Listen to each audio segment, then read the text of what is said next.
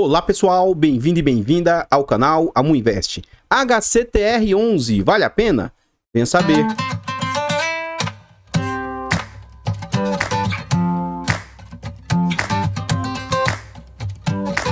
Então pessoal, antes da gente saber mais a respeito desse fundo imobiliário, eu gostaria de pedir humildemente, por favor, deixa o like no vídeo e comenta para nós. E aí, você conhece esse fundo imobiliário? Sabe em que ele investe? Quem é a gestora? Segmento de atuação? Comenta que seu comentário é muito importante para o crescimento e desenvolvimento do canal. Compartilhe o vídeo com as pessoas que você conhece, nos ajuda a levar conhecimento e educação financeira a mais pessoas. Like, comentário e compartilhamento é de graça, não custa nada e vocês vão nos ajudar imensamente. Chegamos ao nosso objetivo de 10 mil inscritos, já batemos 11 mil inscritos e pretendemos continuar crescendo. Quer nos ajudar nessa nossa jornada? Se inscreva no canal e ative o sino para ser notificado de todos os vídeos. Temos a opção de membro, se você quiser nos ajudar financeiramente, clique no botão azul de Seja Membro. O plano inicial é a partir de 10 centavos por dia. Acho que isso não vai te apertar, mas pra gente faz muita diferença. Tornando-se membro, vocês nos apoiam, mas vocês têm acesso antecipado a vídeos, participam do grupo fechado do Telegram e tem preferência quando pede um vídeo aqui no canal. Nós iniciamos o nosso estudo para tirar a certificação CEA. Com essa certificação a gente se torna um profissional do mercado e pode inclusive fazer indicação de ativos. Quer nos ajudar nessa nossa certificação? Faça-nos uma doação para o Pix do canal de qualquer valor, amuinvest@gmail.com, desde já agradeço imensamente. O Adevan falou o seguinte para nós: Oi Amu, você citou o Galg no vídeo, e sua última análise desse fundo tem 2 meses, se puder atualizar, abraço. Ele tinha mandado a mensagem, só que eu tinha um vídeo recente do Galg. Eu trouxe a mensagem de destaque dele aqui por causa da doação dele de R$2. Então, muito obrigado, essas doações aí ajudam demais, tá bom? Obrigado mesmo. Nós temos 2 canais secundários, a Mudicas e a Mufiagro, e o nosso objetivo é monetizar esses canais, então a gente precisa chegar a 1000 inscritos. A Mufiagro chegou a 1000 inscritos, então durante essa semana eu vou vir aqui só para agradecer vocês, obrigado por terem ajudado o canal a chegar a 1000 inscritos, e vou fazer um aviso.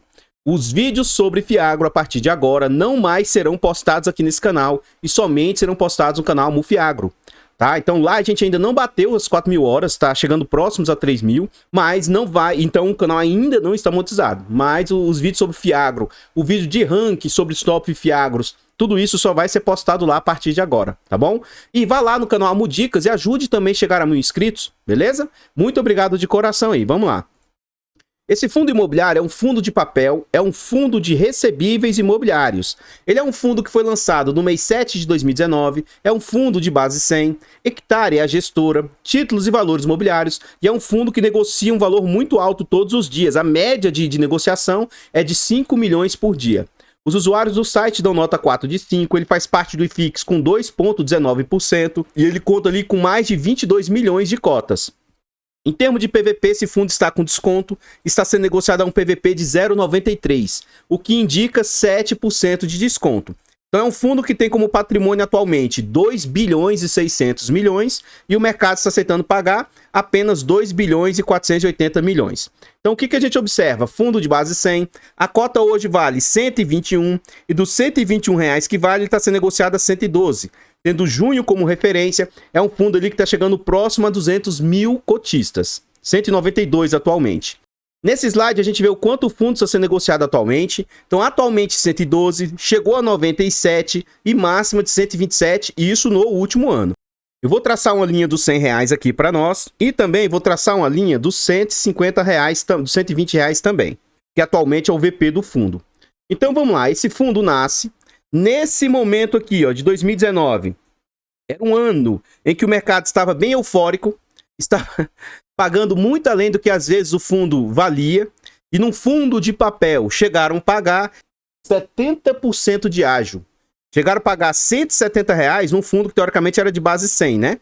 E se contar que era base 20, 120, era mais ou menos 50% de ágio, uma coisa assim. Então o mercado de 2019 estava muito eufórico, pagaram todo esse ágio pelo fundo. O fundo recua, começa a voltar a patamar de 140, 120 reais. Veio a situação março de 2020, joga as cotas do fundo na época para 92 reais. E aí o fundo vem no movimento de alta. Por que esse fundo teve esse movimento de alta? Esse fundo é um fundo que costumava pagar muito. Primeiro, ele era indexado a IGPM, depois ele surfou a alta do IPCA. Então é um fundo que normalmente pagava muito. Então durante um período, nesse período aqui, ó, é o que não entra na minha cabeça. Desde o início, esse fundo é muito arriscado, sempre.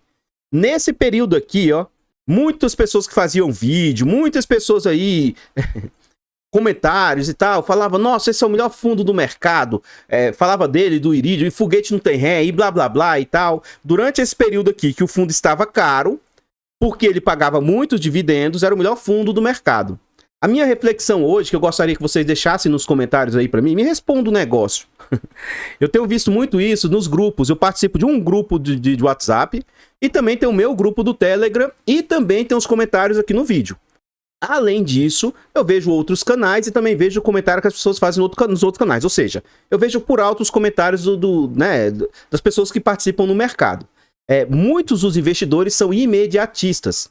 E a pergunta que eu quero fazer é o seguinte. Se um fundo sobe, ele é bom, e aí quando ele recua, ele é ruim? É isso que vocês que me assistem acham a respeito de um fundo imobiliário?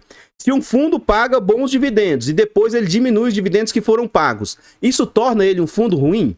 Essa é a minha pergunta que eu quero deixar aí para vocês. Deixe no comentário a opinião de vocês a respeito disso, porque quando for observar esse tipo de situação, eu procuro analisar uma situação macro. Eu não concordo do fundo ser negociado a esse patamar todo de ágio. Eu não acho isso plausível, tá? Mas também, eu não acho que quando o fundo diminui os rendimentos como esse fundo está diminuindo, ou quando diminui as suas cotações como aconteceu com esse fundo, que por causa disso ele se torne um fundo ruim. Eu vi num outro comentário lá, num outro grupo, a pessoa falando assim, ó. Ai, não vejo a hora do meu fundo valorizar de novo para eu vender esse lixo, se retratando ao Tord e ao Versalhes.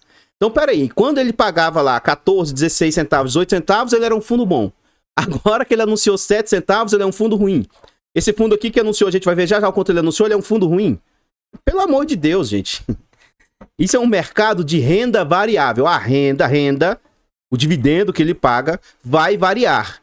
E como a cotação, de certa forma, acompanha a renda, a cotação também vai variar.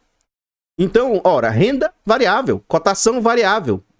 Enfim, né? Então o fundo lá em abril começou, entre aspas, tá? Entre aspas, bastantes ataques ao fundo. Na minha opinião, as informações poderiam ser trazidas, assim como eu trouxe, de forma mais aberta, de forma mais imparcial. E na minha opinião, houve muitos ataques ao fundo.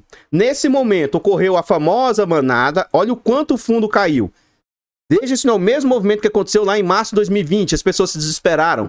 Aqui era justificável que até então nunca, assim, nós, né, a maioria da população não havia passado por uma situação pandêmica como ocorreu. Mas e aqui? E esse movimento de manada que ocorreu aqui em abril? Ah, um vendeu, que o outro vendeu, aí a pessoa olhou a cotação, tá caindo, aí vendeu. Aí começa esse movimento de manada aqui, ó. As pessoas entregaram o seu fundo que estava 120 e chegaram a vender nesse dia aqui, ó. O fundo, apesar de dizer que foi de 97,50, houve relatos de dizer que caiu a R$ 92,00, R$ 89,00. Então, assim, é fora do normal, tá? Atualmente o fundo está mais ou menos lateralizado nesse patamar aí de R$ 112,00. Virando a página, a gente vê as entregas do fundo. E coincidentemente, ó, nesse momento em que o fundo sobe com essas altas entregas aqui, é o momento em que lá as cotações estavam totalmente elevadas. Com a redução do IGPM e depois os movimentos que o fundo fez, ele estabilizou mais ou menos o patamar de entrega a 1,50. Essa entrega extraordinária que não ocorreu, tá? Na verdade, ele fez duas entregas de 1,60. Fez uma entrega e depois outra. Pode ver que aqui não está constando no mapa. Esse fundo já fez 12 subscrições. E aí a próxima subscrição, entre aspas, está engatilhada, só que ainda não tem valor. O fundo só anunciou que queria fazer uma subscrição. Inclusive, esse anúncio deles aqui, ó, na minha opinião, foi uma decisão errônea por parte da gestão. Porque eles tinham acabado de fazer essa subscrição aqui, ela não tinha nem sequer finalizado ainda totalmente, e aí o fundo anunciou uma outra subscrição. E isso aqui, na época, foi uma das coisas que também corroborou para o pessoal ficar insatisfeito. Pode ver que ela foi entre fevereiro e março, ó. Então, quando o fundo anunciou essa nova aqui, o pessoal ficou bem chateado na época. Então, não tem data para ela acontecer, a gestora não se manifestou mais, que para mim é outro erro por parte da gestão. Eu acho que a gestão deveria vir a público e falar se vai cancelar ou não, se pretende manter ou não, deixar claro isso aí, que essas incertezas, né, enfim. E aqui a gente vê as entregas do fundo. O fundo estava entregando aqui, ó, meio que estabilizado em 60, e aí as últimas entregas, ó, 1,40, 1,40... Teve uma alta, que é fechamento de semestre, e aquele PCA alto, ó, 1,75, 1,77, recuou para 1,50.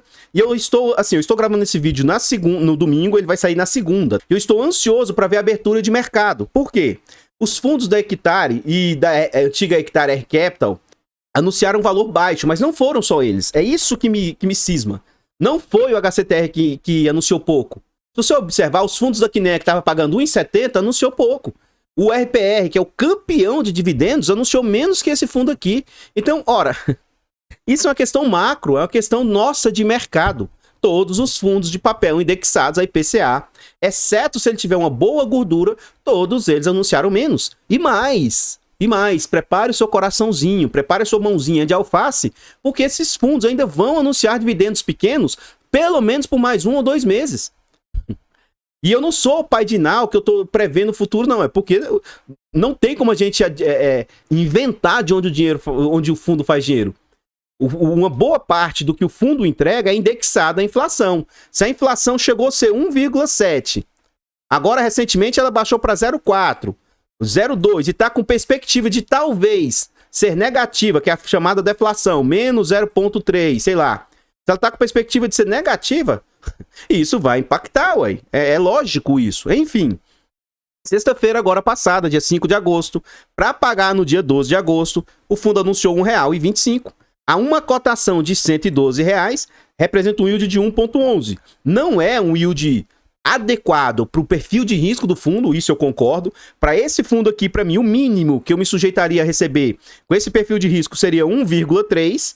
Então, realmente, esse yield foi muito baixo mesmo, mas não é ele, é o mercado, tá? Você pode ver que, recorrentemente, na maioria dos meses, ele pagava, assim, próximo a esses 1,30, que, para mim, um fundo arriscado, high yield, 1,30, é um yield que eu acho aceitável receber. Então, enfim, o fundo vem com acumulado aí de 16,52% de dividend yield nos últimos meses, mas todos os fundos de papel indexados a IPCA tendem a esse yield acumulado aí dar uma arrefecida, dar uma diminuída.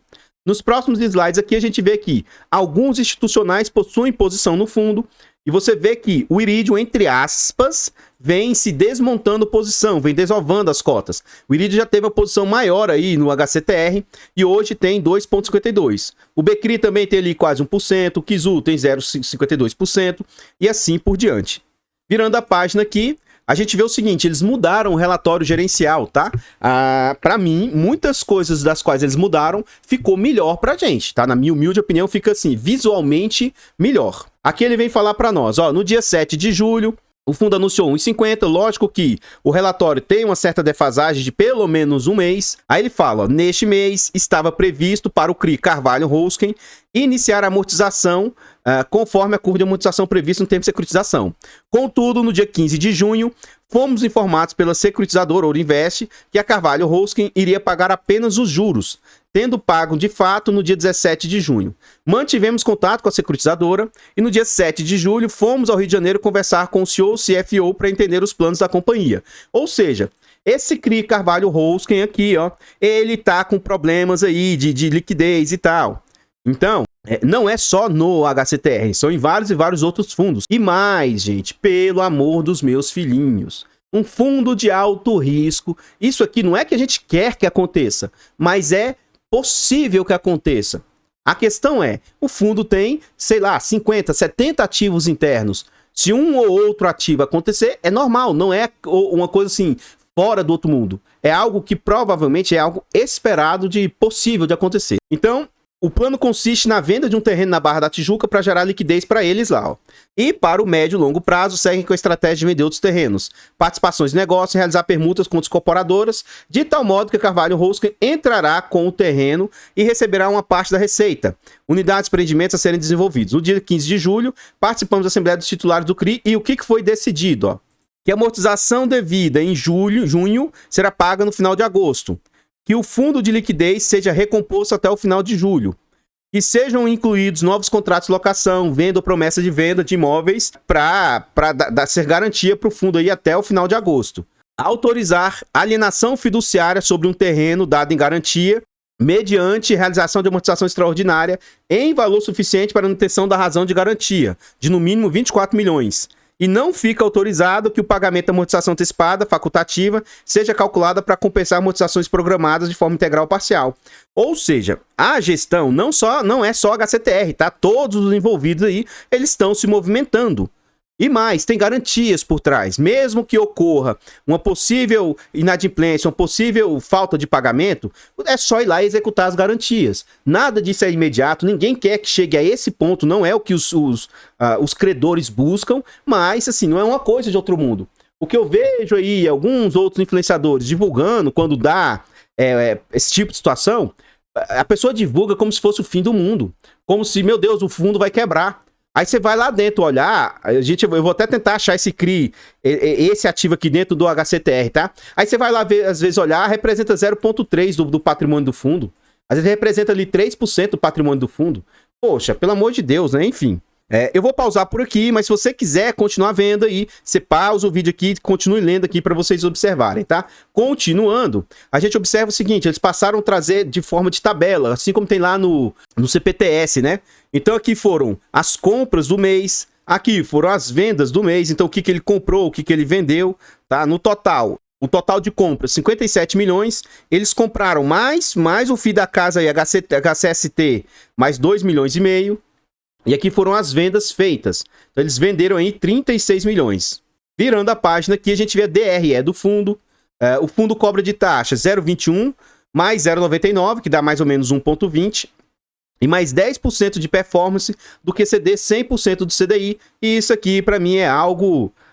chega a ser abusivo. Contudo, como o CDI vem subindo muito, cada vez mais o fundo vem conseguindo receber menos pela performance. Mas eu não acho de toda monta, não acho isso aqui justo. 100% do CDI é algo... não é justo. Primeiro, se o fundo, na sua maioria, é indexado a IPCA, coloca performance indexada a IPCA. E tem que ter um prêmio por isso. Você vai receber um prêmio sem fazer nada mais? Pera aí, se você bater o CDI, 100% do CDI, você coloca no Nubank aí, numa conta remunerada, você ganha 100% do CDI. Que prêmio é esse? Não é só deles, tá? Olha que eu tenho um fundo, sou cotista, mas esse ponto aqui pra mim é um ponto horrível por parte da gestão. O que a gente observa? Como eu havia dito, a taxa de performance começa a ser um pouco menor, né? Ó, 1,5 milhão, 2,4, 1,9, 1 milhão, 3,5, 2,6. Em geral, em vista do que já foi, ela começa a ser um pouco menor. É um ponto negativo que eles não têm mais o acumulado dos últimos 12 meses. Isso aqui para mim teria que ter, tá? E também não tem se o fundo possui o total de reserva. É interessante observar o seguinte. Ele usou a reserva aqui, ó. Ele teve como resultado 32 milhões e entregou 32,100, entregou 32,400. Teve como resultado 27, entregou 28. Então ele usou reserva, tá? Mas em abril o fundo teve como resultado 42 e entregou 38. Fez uma baita reserva aqui, ó, de 3 milhões e 300. Maio, o fundo teve como resultado 44 milhões e entregou 39. Fez uma baita reserva. E agora, em junho, novamente passou a usar a reserva aqui, tá? Usou 1 milhão e 900 da reserva, teve 31 de resultado e entregou 33. No próximo aqui, provavelmente eles devem ter usado um bocado dessa reserva também, tá? Para ter entregue o que eles entregaram. Mas eu gostaria que o fundo tivesse assim muito claro, olha, nós temos tantos milhões de reserva, temos tantos centavos ainda de reserva a distribuir. E isso eu não vejo no relatório. Vamos calcular para ver o que essas despesas representam frente às receitas. Então vamos somar esses três aqui, ó. 2,628 mais 437, que eu vou arredondar para 438. Mais 1,617, que eu vou arredondar para 1,618. Deu 4,684 vezes 100, dividido por 35,917. Então, em junho, as despesas do fundo estão representando 13%. O que, para mim, ora, se você observasse antes como é que funcionavam as despesas do fundo, era 5%, 7%, sabe? E, ultimamente, tem disparado essas despesas do fundo aí. O que para mim me chamou a atenção muito negativamente, né? O porquê de, com as mesmas taxas, do nada, as despesas tanto deles quanto da R-Capital estão disparando. Então isso me chama a atenção muito negativamente. Aqui a gente vê, ainda não está, na minha opinião, ideal, mas está bem melhor do que era antes a forma de se apresentar. Essas cores aqui, essas tonalidades, para mim, deveria ter cores um pouco mais gritantes, mas menos mal. Atualmente, 75% do portfólio está em CRIs, 22,8% do portfólio em FIIs e ele tem em caixa ali 2%. A subordinação dos seus CRIs, 55% dos seus CRIs são classe sênior, ou seja, de maior garantia. Os CRIs existem séries únicas, séries sêniors, séries mezanino e séries subordinadas. As séries únicas, não há que se falar em termos de diversificação dos seus riscos. Agora, quando se fala de série sênior, se ocorrer algum problema, igual naquele CRI Carvalho-Hosken, se ele tiver diversificação aqui, ó, o sênior é o primeiro a receber. Mezanino recebe depois se sobrar dinheiro. E o subordinado, se sobrar dinheiro, é o último a receber. Então, geralmente, quando tem essas diversificações, a classe subordinada ela tem maior risco embutido nela. Então, o fundo tem 55% do seu portfólio indexado à classe sênior, 29%, 30% na classe mais arriscada, e ele tem ali mais 11% em único e mais 3% em mezanino. Se a gente quiser colocar esse médio risco junto dessa outra parte aqui, né? Então a gente vai ver que ele tem mais ou menos 70% de médio baixo risco e 30% é algo mais arriscado. Os indexadores do fundo, é aquilo que eu falei para vocês, ó. Quase que 90% do portfólio do fundo é indexado a IPCA, a uma taxa de IPCA mais 10. Poxa, se é indexado a IPCA, coloca uma performance indexada a IPCA, caramba. Enfim, né? Ele tem CDI mais 4, acho que é 3% do portfólio. Ainda tem um percentual IGPM mais 13, 6% do portfólio.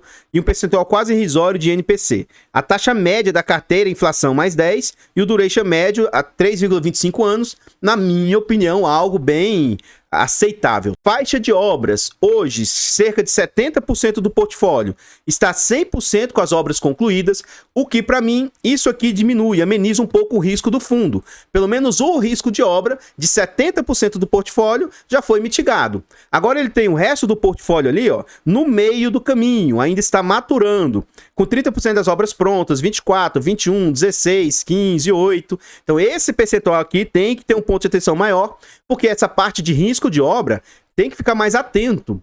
Ele tem ali 30% do portfólio 100% vendido. Aí ali, essa parte de vendas, dessa parte principalmente aqui que está baixa, ó, precisa melhorar. Ele tem 22% do portfólio com metade vendido, 21% com 68% de vendas. E essa parte aqui que tem que ficar monitorando e acompanhar. Da carteira de FIIs, o XBXO representa 37%, o Serra Verde mais 29%. E aí o que eu quero dizer com isso, tá? Do que ele investiu em FIIs aqui, gente, ele investiu 22% do portfólio. Desses 22%, 30% deles não está performando, 37% deles não está performando, não está entregando o resultado. Ou seja, algo em torno de, vou arredondar para 40 aqui, algo em torno de 8% do fundo, no XBXO, que é mais ou menos isso, diretamente no fundo. Por enquanto, não está entregando o resultado. Você imagina o fundo ter 8% dele sem estar entregando o resultado. HCHG, que é mais 13%. Então, 13% ali de 20% vai dar ali mais, sei lá, mais 2 a 3% sem performar. Esse RBHY entrega resultado, HCST, ó, mais 5%, sem performar. IC loteamento, sem performar. E o HREC performa. O Serra Verde, mês ou outro, performa. Então, o que eu quero dizer para vocês, ó, 3, 11, ele vai ter ali mais ou menos entre 10 e 15% do seu fundo sem estar performando. Em ativos aí que não estão trazendo retorno para o fundo. Então, isso aqui, por exemplo, que era algo que antes ele não tinha, e ele foi começando a montar posição no XBXO, Serra Verde, HCHG, HCST, essas posições que ele foi montando aí, eles visam um ganho futuro aí, mas isso impacta no resultado do fundo nesse momento. Segundo a gestão aqui, ó, 40% dos ativos lá dos CRIs são do setor corporativo, 17% do setor de multipropriedade, que é muito arriscado, 14% do setor de loteamentos, também é um setor arriscado. Aí ele vai ter ali, ó, mais 9% de shopping, tranquilo, parques temáticos, também é arriscado, mixed use, arriscado, aí escritórios, é mais tranquilo, condo hotel, arriscado, incorporação, arriscado, logístico, tranquilo, e timeshare, arriscado.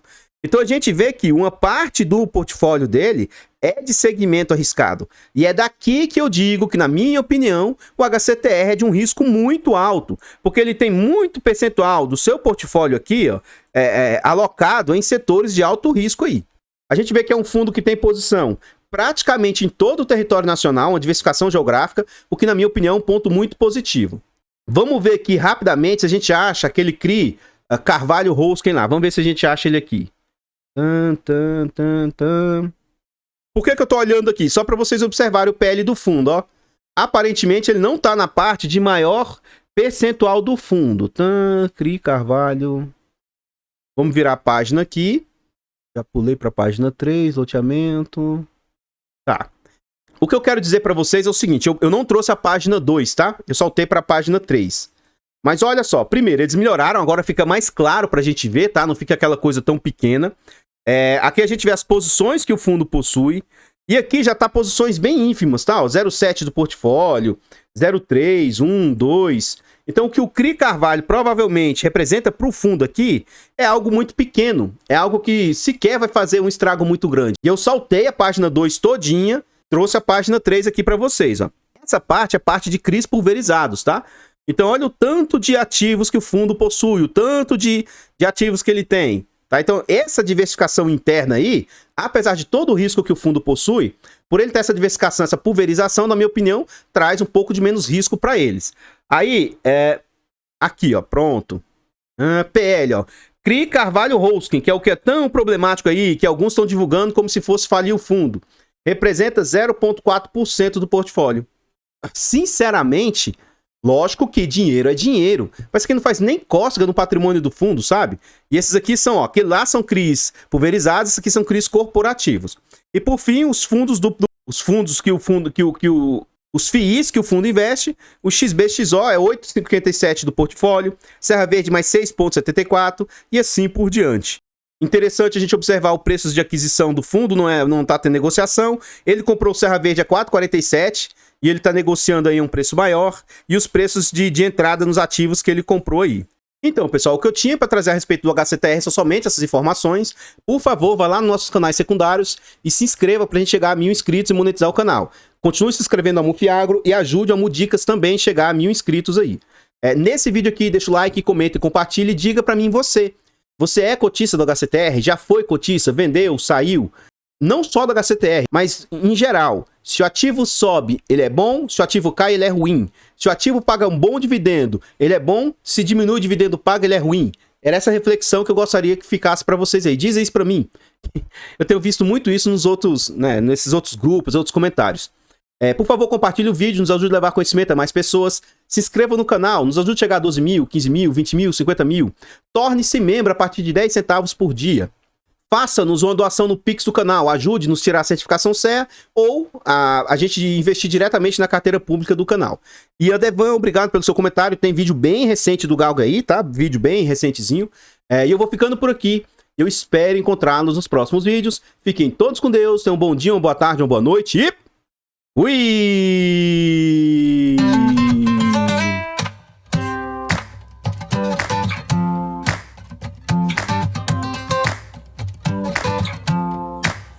Artlist.io.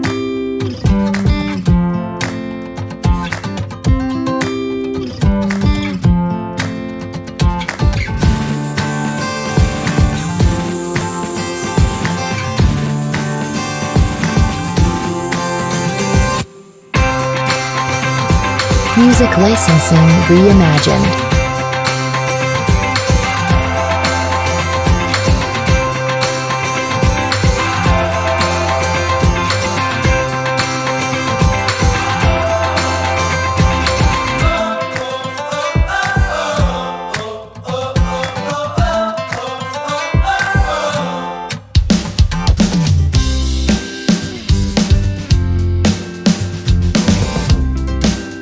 Artlist.io.